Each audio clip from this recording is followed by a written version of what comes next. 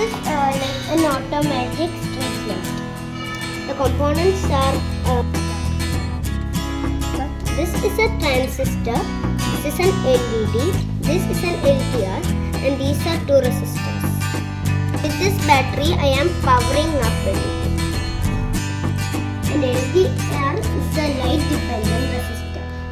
When light falls on it, the resistance is low, and when light doesn't fall on it, the resistance is high.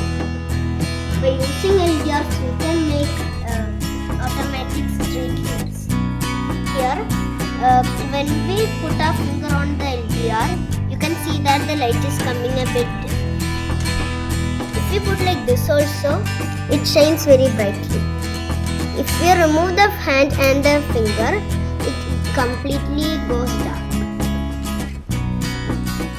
And that's all about my project. Bye.